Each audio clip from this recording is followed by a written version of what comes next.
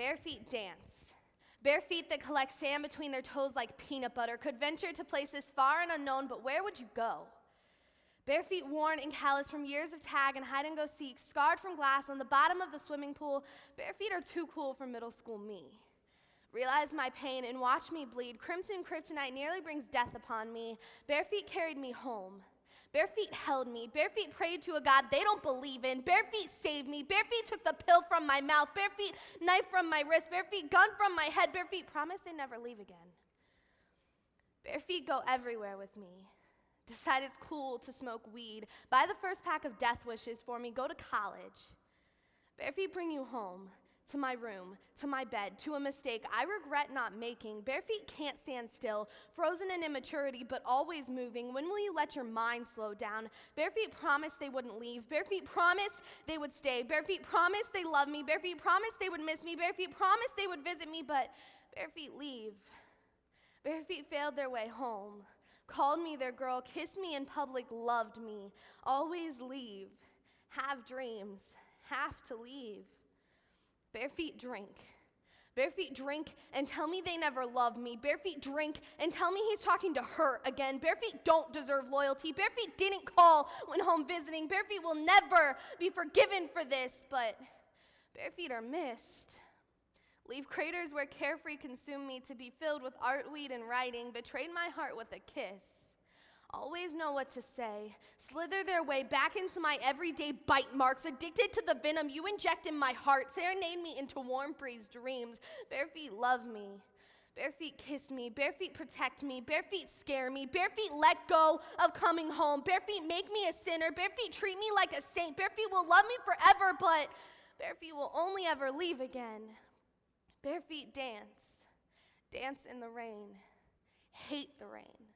But love me.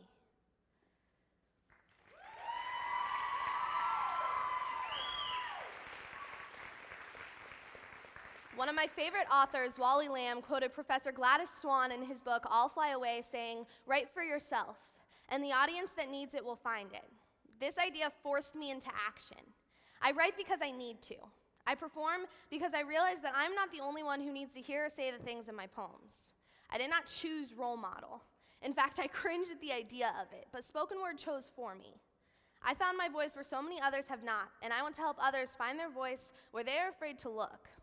And although my poems may seem depressing in nature, there is beauty in being able to perform your worst nightmare over and over, and I hope that is the speaker you will hear me through. Find beauty in the power of my voice, rather than sadness in my struggle.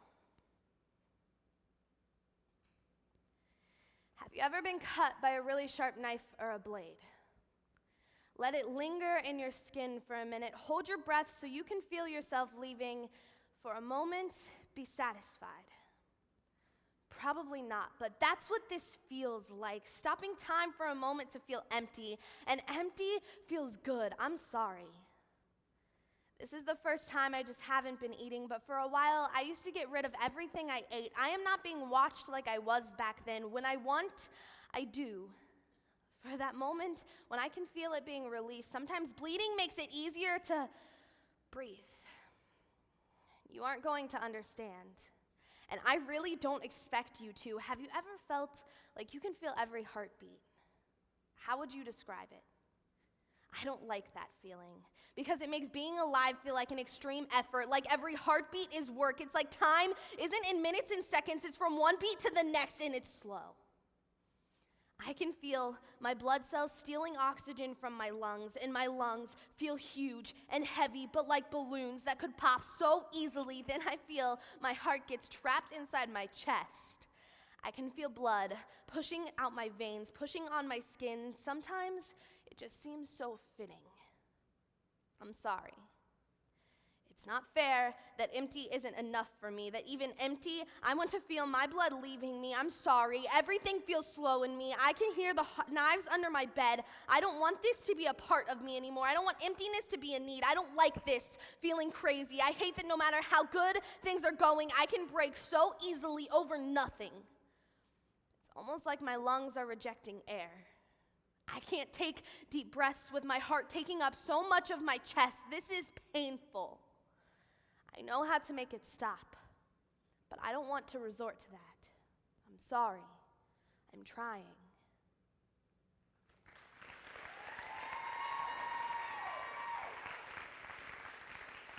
The journey to find my voice was not an easy one. My adolescent life has been one obstacle after another, and over the past 5 years, I've struggled with addiction, self-mutilation, eating disorders, and mental illness. It takes fire to rise from the ashes. Spoken word has given me a space to be honest about what life has become for me and say all the things I've been holding on to. Winter of 2009 sent me into a downward spiral I'm still not sure I've found my way out of. Finding my voice in spoken word and the people I've met through it has been my saving grace. Not only was I able to finally put my pain into words, but I have a safe, loving, and welcoming environment to share my story. I was once told in a writing workshop by Ethan Rivera that as poets, we don't have scars. We have scabs. We pick off and bleed all over the stage. Writing Wrong's Poetry Slam graciously accepts my blood all over their open mic. And fellow poets, specifically Ethan Rivera and Alex Scott, have become some of my best friends. My experience with spoken word makes me want to help other teenagers like myself find their voices in writing or visual arts or drama or politics or whatever they are passionate about. I want to help people find their home in their passions like I have in the Columbus poetry community.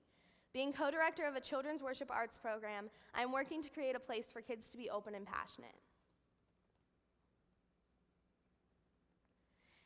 You leave your textbooks in my library. Use your intelligence like gasoline. Feed my curiosity like fire. You send pop-ups to my Facebook page and sing lullabies over text messages way too late at nights. You are sugar in my black coffee lifestyle. Place glow-in-the-dark stickers on black hole conversations. You spell-check my self-narrative, and I lose my words in a frustrated alphabet soup to you. Your soundtrack plays on repeat in my Chevy. Your advice, the latest underground band I am telling my friends about, I'll turn off my smile. Pretend nothing can hurt me. Set fire to the burden of the brick buildings I am trapped between. You are the parachute slowing my downward spiral to bearable. Tried to mend my late-night scraped knees, but you know me better than that. You hide my lighter in your parachute. Inspire my smiles with your sarcasm and drop my brick-building suitcases at the welcome mat of your concern.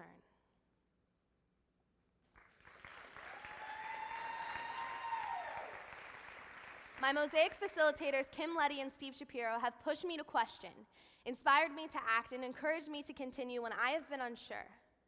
Because of the support and encouragement of the two of them, as well as the brutal honesty and revision advice from Kim and Ethan, spoken word has taken me further already than I could have ever expected. Although some wounds can't heal overnight, my spoken word experience has been a tool to my self-betterment, as well as a driving force sending me out into the world.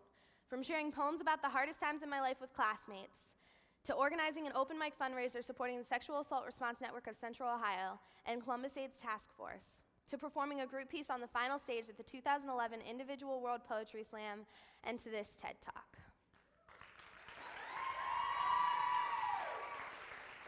For the girls with a cigarette smile, for all of the "you look great, have you been working out and have you lost weights?"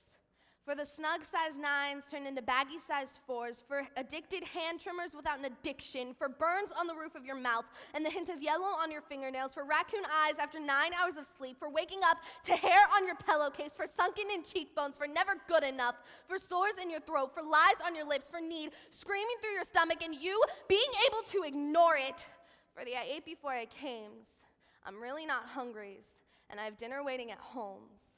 For the girls afraid of the words in their throats, I'm sorry for paving the road of your downward spirals. I know I'm not the first, or the last, or the worst, but I am sick of filling in potholes when I should be letting this bitch burn. I cringe at the thought of being role model. All Barbie ever taught me is that I'm not her.